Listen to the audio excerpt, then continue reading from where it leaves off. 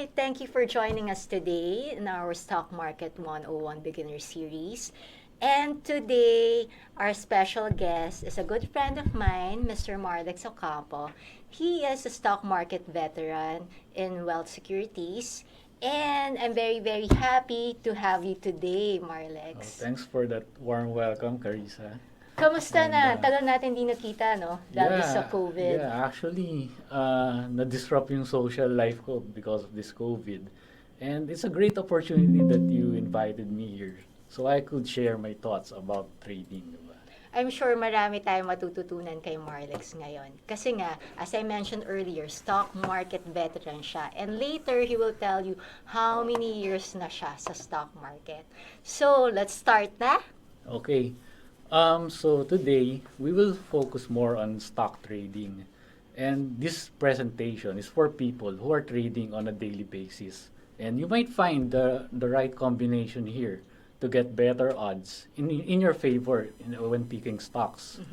So, Oh, so you mentioned kanina picking stocks. yeah. Yun yung question ko talaga. How do you select stocks and what things should we take note of? Okay, so let's go on the next. Okay, to answer your question, how to start your trading journey. So, it's the same question on how do you start your day. Of course, you have a routine. So, Carissa, how do you start your day?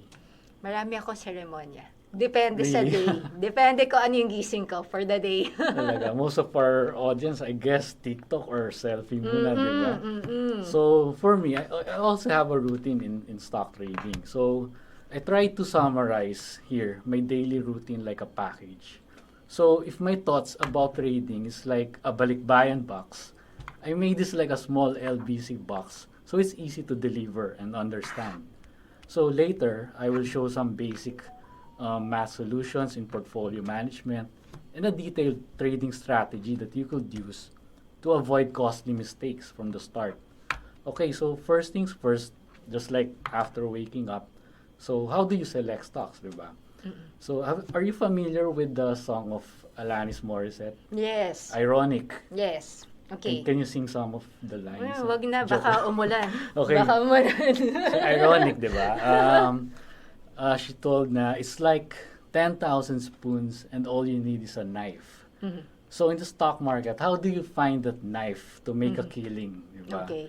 So, how do you narrow Wow, ang it ganda down? ng parallelism nun ah. Yeah, how do Okay. you find the one? Di ba? How do you narrow it down to find the one?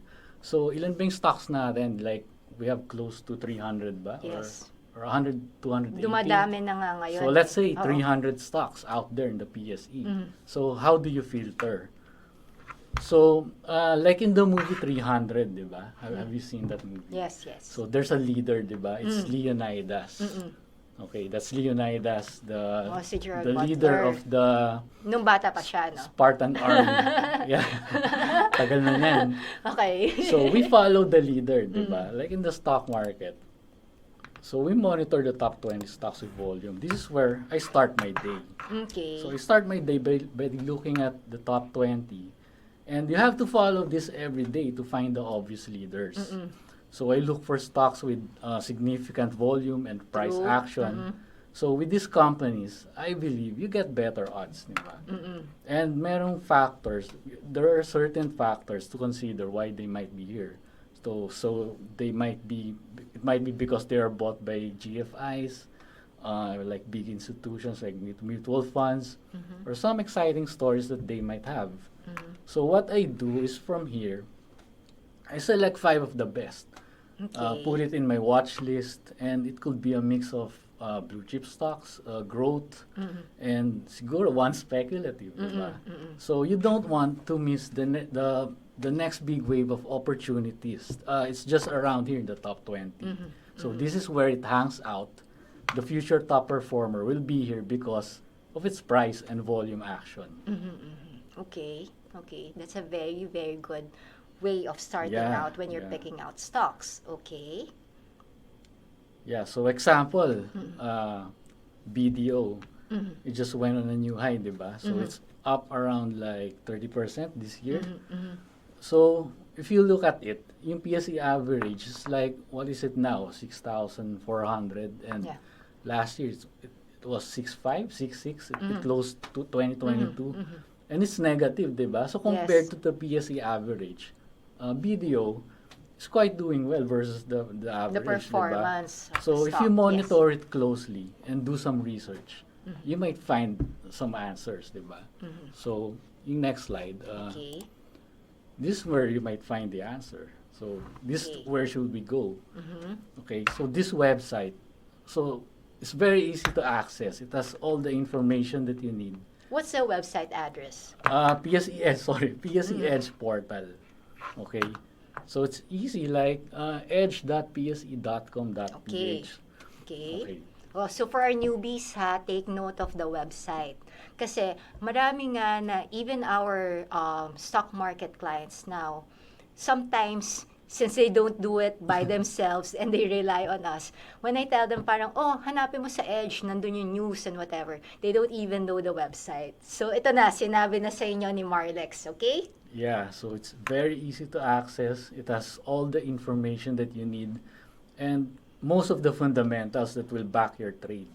So Okay. the things you have to look for, earnings, earnings, it always matters, always matters. Of course, you don't want a company with mediocre results, di ba? Yes. So as an individual investor like us, we have the freedom to choose. Like in any kind of business, of course, you don't want to venture your capital with a company with shady financials or partners, di ba? So in the stock market, why not focus on stocks which has like 20% earnings or more, or even those with triple digit growth. So you have better chances with companies that has solid fundamentals. So another thing to look for in this website, yung mga Okay. changes in management. So if there are changes in ownership, management like a new CEO, especially when the stock wasn't doing well in the past, then suddenly some Goes up. known corporation bought Mm. a huge stake in the company. That's where some good things are about to happen. And all of the disclosures are there. Yeah, correct. Because it's required by the Exactly. PSE for listed companies.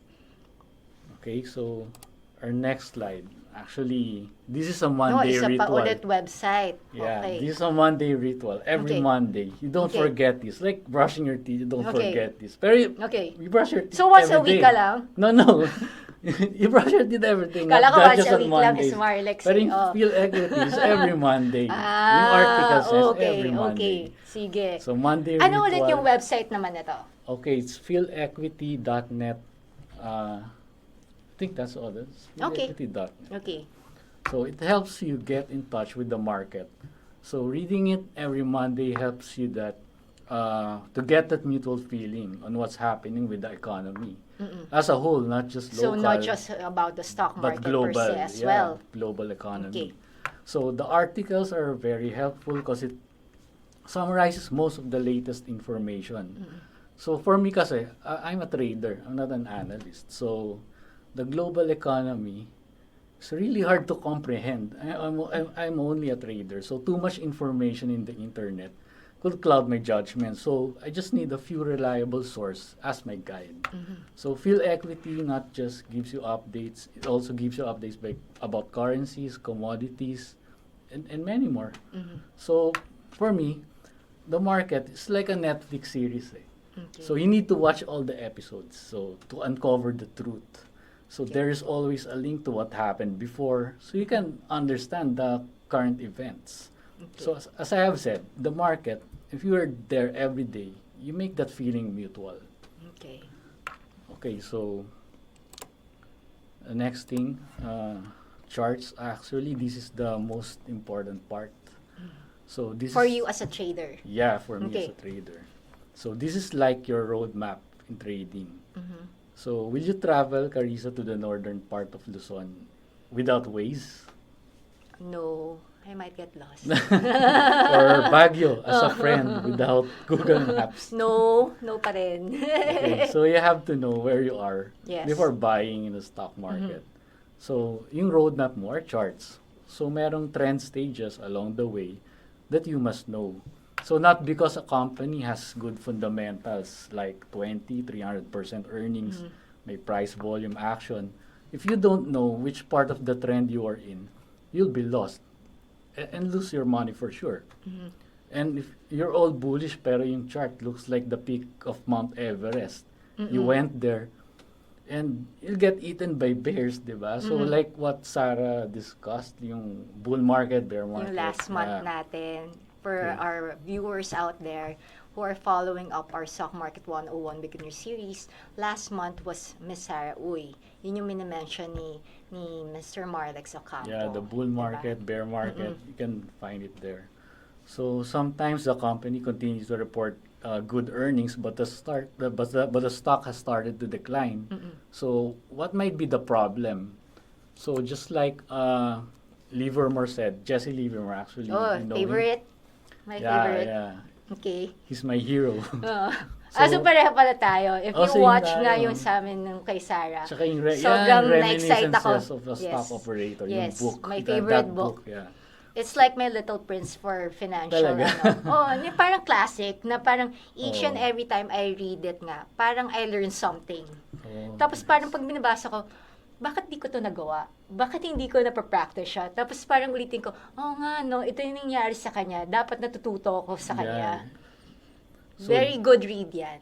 So just like what Livermore said, it happens all over again because of human emotions like fear, greed, hope, indecision. And that's why we have cycles and geometrical shapes within the charts that keeps on repeating. Okay. So next is trend reading. So timing or planning where to start your trade is critical in selecting stocks. So you might want to look at the charts carefully before buying. So this is what you need to do. You try to identify on what particular stage you are in. So this is quite hard actually. But as I have said, if every day you are in the market, you'll get that feeling on knowing where you are. You will feel where you are. You can get that mutual connection. So as you can see, yung stage 1, parang it's just more of a sideways market. Nothing good is happening. The stock is below average. Might be because the overall market is weak. So too much bad news. Everyone's fearful. And stage 2. So ito yung most exciting part. So ito yung most exciting part ng episodes. You want to be a part of it. It's the golden opportunity. So this is where the company is starting to have prospects and pivot to better earnings estimates. So as I have Gusto ko said, yan. Gusto ko yan malaman. yeah, Sige. After mo, na-strike ako dun sa sinabi mo about stage 2 na exciting. So, mamaya may follow-up question ako dyan. Pero sige, go Okay, ahead dun okay, sa up okay, to okay. Na-excite mo lang ako eh. Okay. so as I have said, like a new CEO, new products or better business model.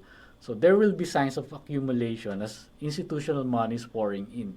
Okay. So you will feel that the volume and price Nakikita action. mo na nga sa volume yun. Yeah, will be different from the previous stage 1 na sideways lang.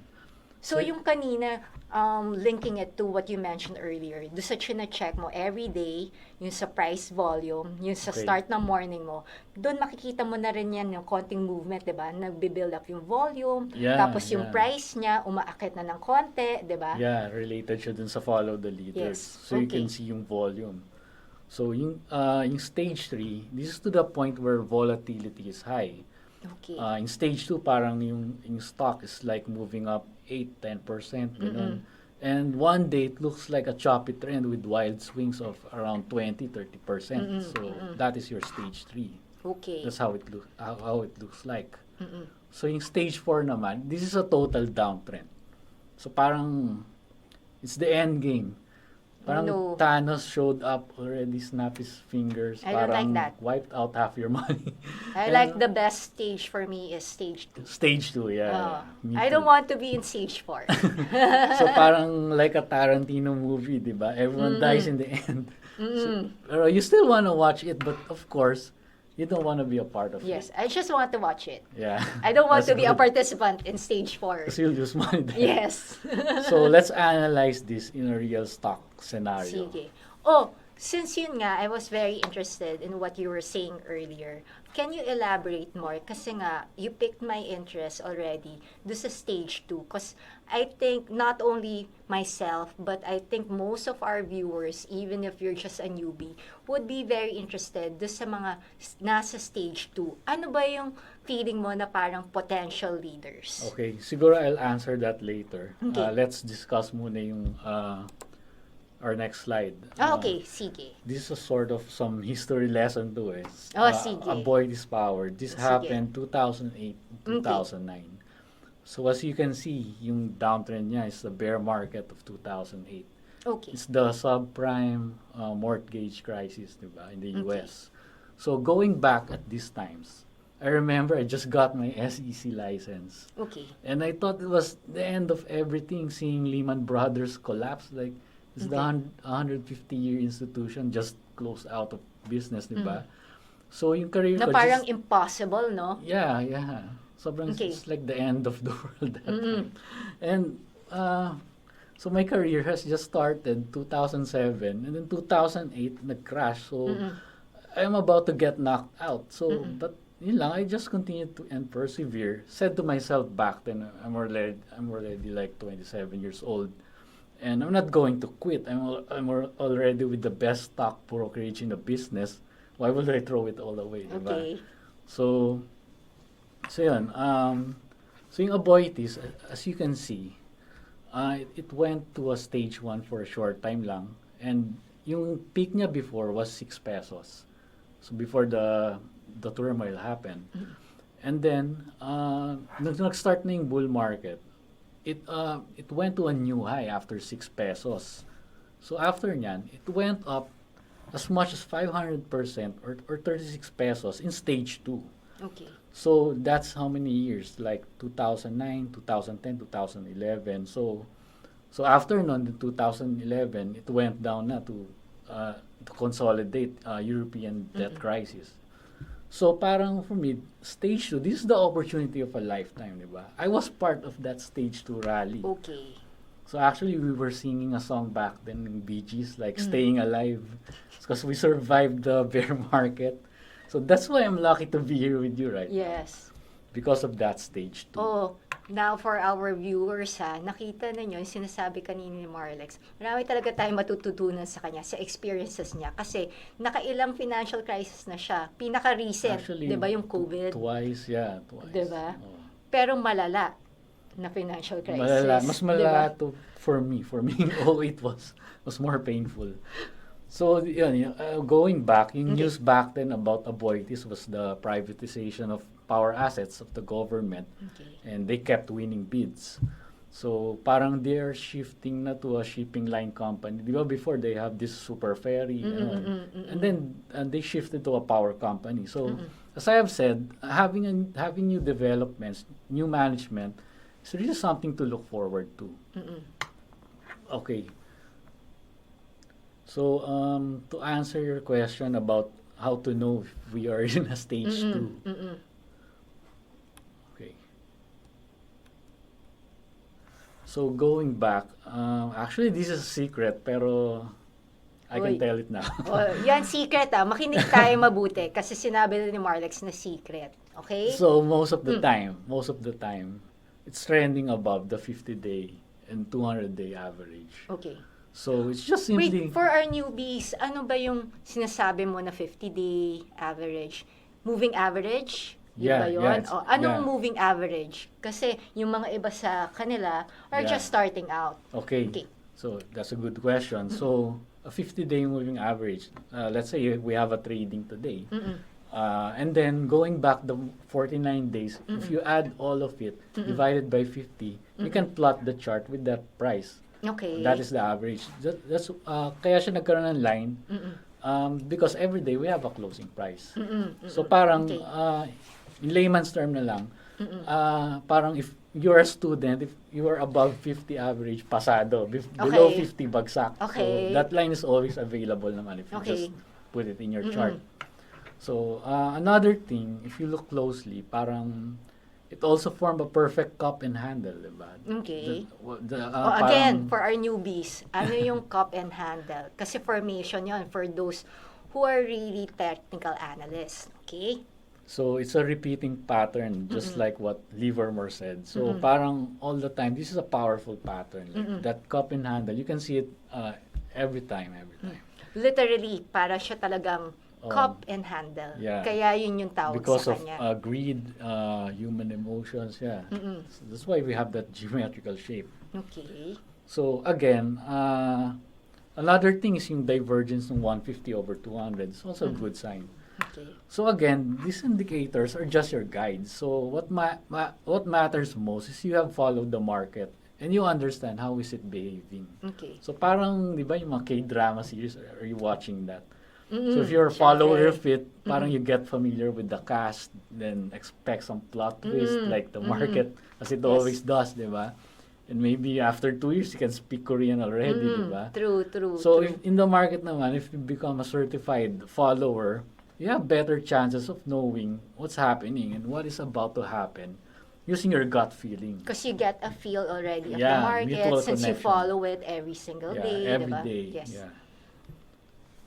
So, abilities, so last thing na lang, this one is really a lucky trend because it's right on time because it happened with the birth of a new bull market, 2009. Mm-mm. So it just went down siguro below 50-day once or twice. Mm-mm. So not all stocks will stay above, but the Mm-mm. important thing, it is already in an uptrend or in a stage 2 rally. And again, you get better odds than being in stage 1, 3, or 4. Mm-mm. So it's a matter of probability. Mhm. So of course, we have a problem. It's hindsight. Kasi Yes. nangyari na yun. Yes. So meron tayong what ifs. Okay. So meron tayong what ifs like what if this trend failed midway, di ba, and did not continue? And let's say it just went up like 7 pesos, then nag-break down sa 50-day average. Mm-mm. Then what if hindi rin ito yung stock that we are looking for back then, and some other stock emerged as a clear leader? So we have to go to some basic trading strategies. Yun ang next question ko Yeah. sa'yo. Ano ang mga trading strategies that you could share to our viewers today? Okay, so ito yung most important part. We start with cut your losses and ride your winners. Actually, I can't help but notice you have a really nice dress. Wow, Anong thank color you. yan? Anong color yan? Medyo Colorblind? similar tayo. Colorblind ako eh. Medyo talagang white siya kasi Okay. light blue yung White. isa eh. Mm-mm. Okay, white na lang. Oo. Because I will call this story the white dress story. Sige. Okay, Okay, so white dress let's say story. you're selling that dress. Okay. And yan yung best seller mo. Okay. And you have two other kinds of dress like yellow or green. Okay. So what if yung yellow and green is not doing well? Are not Hindi doing mabenta. well? Yeah, hindi mabenta. Okay. So what do you do? Mm-mm. Of course, you mark down yung yellow and green and buy Para more lang of, mabenta. yeah, and Okay. buy more of that white dress Okay. because that is your best seller and you're making profits out of it. So just like in any other business, your stock is your merchandise. So Okay. finding the right one is a continuous process of elimination until you find the one, the knife or that bestseller white dress. So in this example, my cut loss limit is 7%. So that's it. Okay. So sa example na to, we have a 2:1 ratio, like 7 and 14% is the profits. Okay. So parang sa if you have a 40% batting average out of 10 trades, so that's making just losing 6 out of 10 trades, making Okay. just 4. You will still be ahead by 9%. Okay. So parang field goal percentage ni Kobe Bryant, di ba? It's only for 40% or 45%, and yet he's still winning championships, di ba? So if you make it 50%, you'll be ahead by 34%. So ito yung actual computation niya. Okay. So you can do this in any order Okay. because compounding siya eh. Okay. So let's say you have 100,000 and you lost 7% 6 times. So what is left is 64,699. And let's say you made Do sa 7th apat trade mo na. yeah, apat na Okay. 14%. So you'll end up 109,000, Na still 274, up. which still up 9%. So that's 40% batting average, just making 4 trades na successful. So the point is, you have set your loss limit like 7%. It's defined. Parang that is your insurance. So the good thing Yun yung about threshold mo na. yeah, Diba? yeah, Okay. correct. So the good thing naman about profits, if you already made 14%, you can hold on to it and set a better target pa, di ba? Like 20% or more. So it is negotiable. So yung expectation mo lang will vary with the state of the market. Is it volatile or just a steady average? But the thing is, you can't be overly greedy then. You have to sell some to keep your feet on the ground. But losses, I take it as a non-negotiable deal. So 7%, that's it. So going back, Did you ever parang have any difficulties in keeping that discipline na kapag like the say lang naging 7.5%, hindi mo pa binenta? Or talagang 7% yung discipline mo, you really sell? I really Pag have to umabot sell doon. pag umabot doon. No matter what the charts, no matter what fundamentals I'm Say, hearing, yes. that's it. But doesn't mean na hindi ko bibilin yung same stock again. Basta kumbaga, yun yung absolute mo na threshold Yeah, talaga. that's my Okay, threshold. okay. Okay, so going back. Para lang alam ng mga viewers natin yung thought process din na in case they want to replicate then your strategies, ito yung dapat nilang i-take note of. Yeah, actually discipline talaga. And going back, if you look at yung 20%, 21% and 42% na ratio, kahit na maka 40% batting average ka,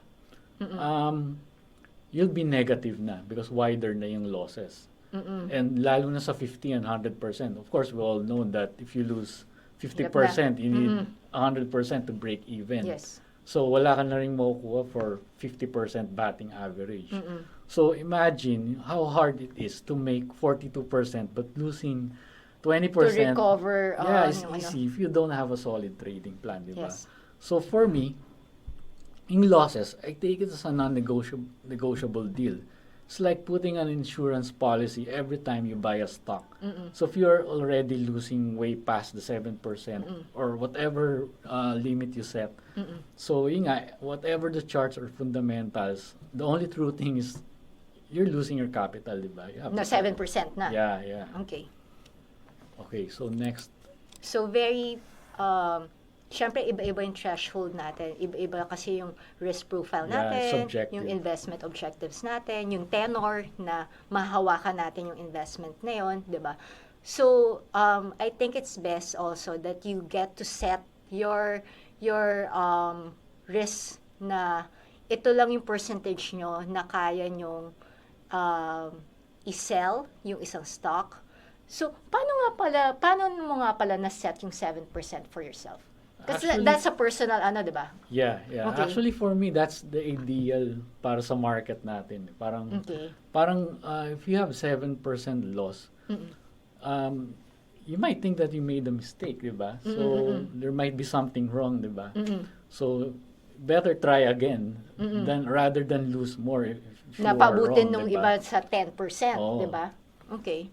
So, the good thing naman about profits, like you have 14% or 20%, parang yung avoidance natin, di ba? Parang like it's 2009, 2010, 2011.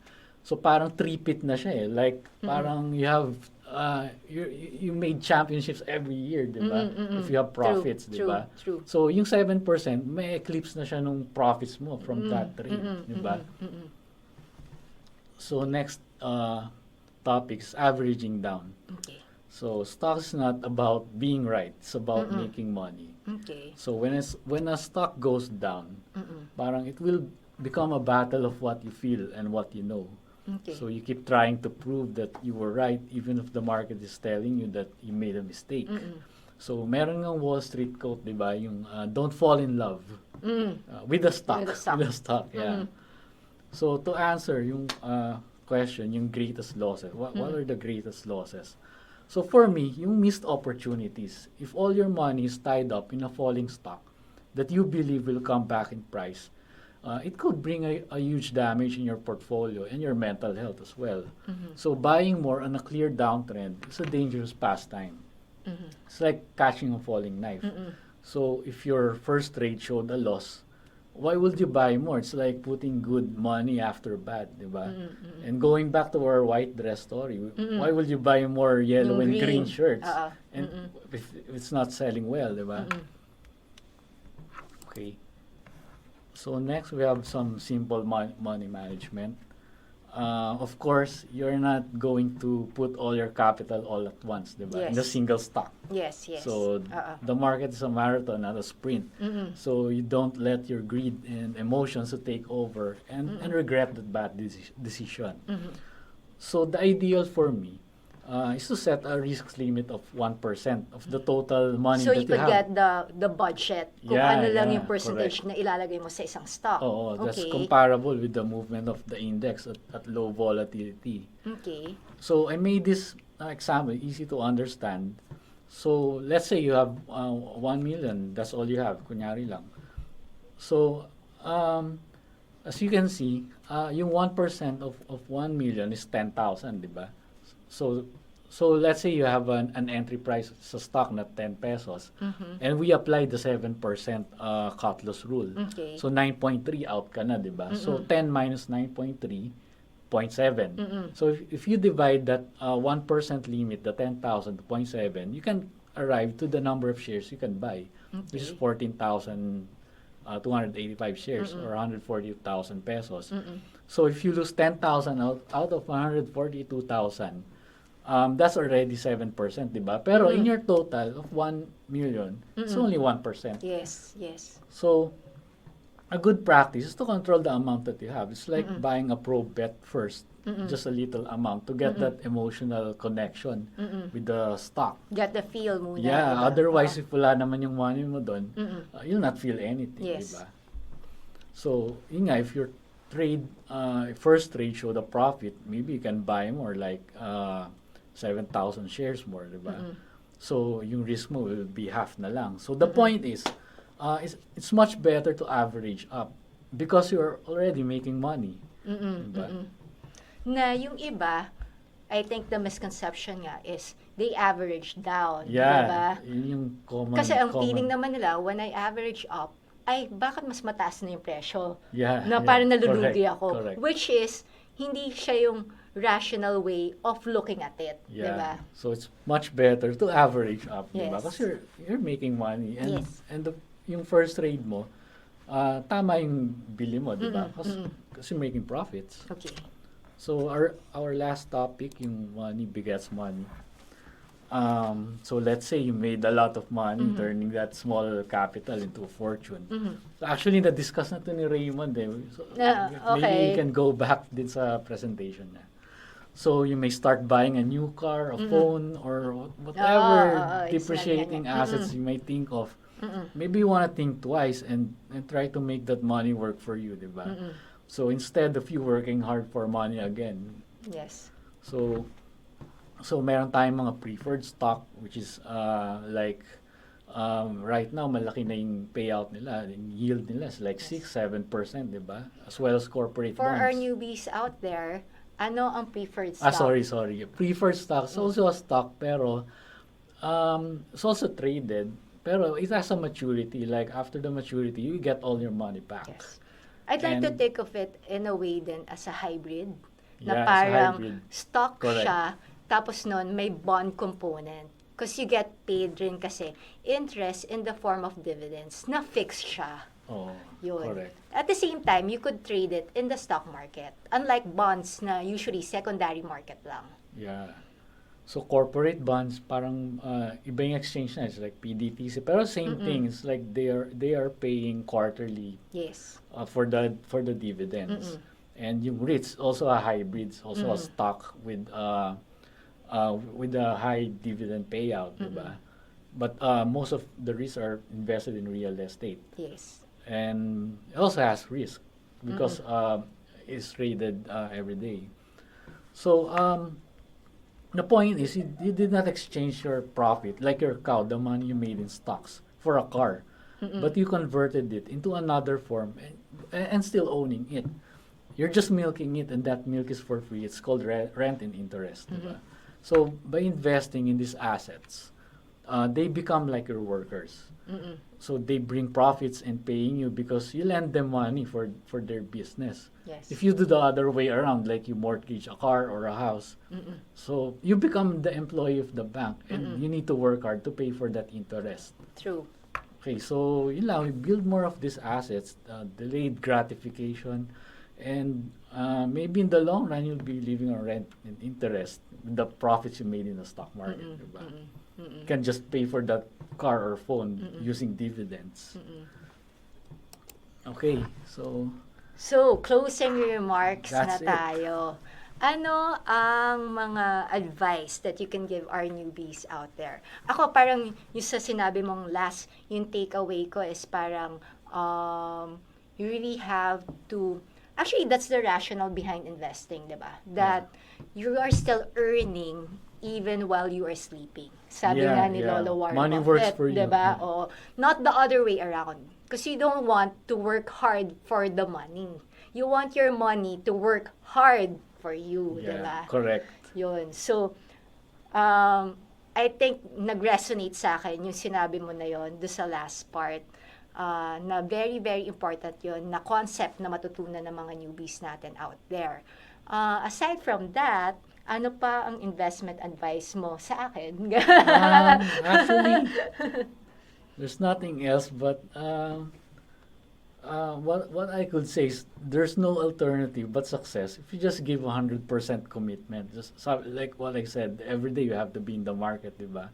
And one day you'll discover the next big winner that will outperform everything else and could change your life. Just have a solid trading rule, money management, and Discipline. You'll be fine. Discipline, yeah, diba? Yeah, discipline. Very important. Yan. So that's all. Okay. Thank you so much, Marlex, Thanks a lot. for joining Thanks a us lot. today. Thank you to our viewers. And next month, please join us again as we discuss and as we continue again investment for beginners in our next session. Bye-bye!